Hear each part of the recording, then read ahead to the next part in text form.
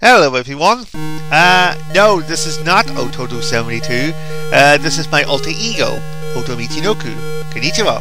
Welcome to my brand new channel. I created my Michinoku account to deal with the non-gaming novelty sort of stuff, like these tag responses,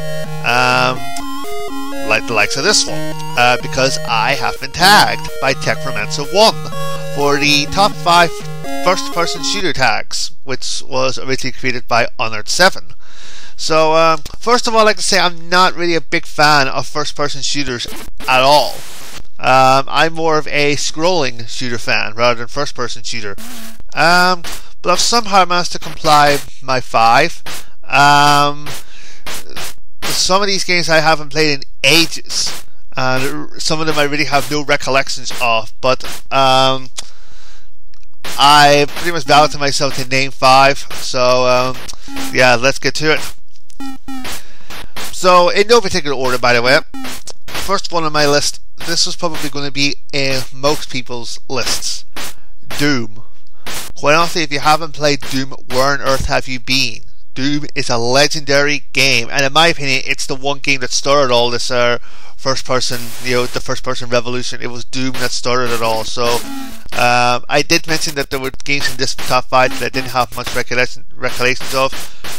Doom, I have plenty of recollections of that game. From the first time I played Doom, honestly, I was just so blown away by the graphics, the overall gameplay of it, the overall feel.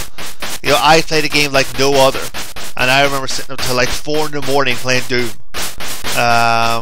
which got me grounded. So, yeah, definitely Doom on my list. Duke Nukem 3D. I never had this game. I remember a friend had it for his PC, and he called me over and said, "Hey, I got Duke Nukem, you want to come around and play?" And we were both addicted to it. I just so loved Duke Nukem, the look of him. I just looked at the character and thought, "Oh wow, he looks so cool."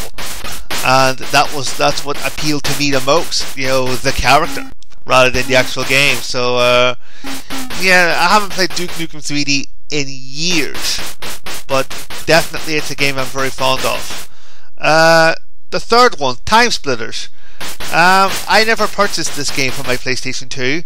It was a friend of mine who was getting married and was moving into another town in Northern Ireland, and he called me and he said, "Dude, I've got this PlayStation 2 and I feel I have no time for it anymore. I've got these games. Do you want them?" And I said, "Yeah, sure, bring them." And he had about 12 overall, including a few duplicates. He had a Burnout Revenge game one, which was one I already had. He had one of the SmackDown games, which I had. And one of the games that he had was Time Splitters. And I remember looking, quite vividly at the Time Splitters game and saying to myself, that is something I am not going to get into. How wrong was I? I put it in and spent hours playing it on the first day alone. I think Time Splitters 2 was better, but I never played Time Splitters 2. I only played the first one. So that's why it's on my list and not Time Splitters 2. I think Crow, 111, you mentioned Time Splitters 2 on your list. And I'm sure Time Splitters 2 was a much better game, but I'd only played the first one. So yeah, that's 3. The fourth one, I don't think anybody has put this on on their list yet, but the reason I'm putting it in is because it's the only first-person shooter that I played thus far for my 360, and it's Brothers in Arms, Hell's Highway. I only got this game because I had a friend of mine who had very little achievement points for this game, and we pretty much made a challenge to one another that we can get more points than one another in certain games, and Brothers in Arms came up, and I added it to my Love Film rental list, hoping that it would be a while for it to show up. Eventually it did come up, and yeah, it was a good game. I struggled to get in parts, progression wise, but I thoroughly enjoyed the game. So yeah, Brothers in Arms, Hell's Highway.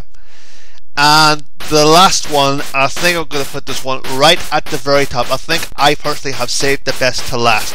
GoldenEye for the Nintendo 64. I never had a Nintendo 64, but I had a number of friends who did have a Nintendo 64 and had GoldenEye.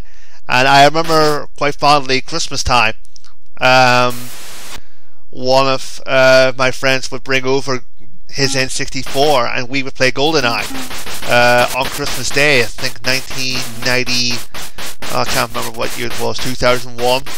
I can't remember the year, it's too long ago and my memory's not good to me.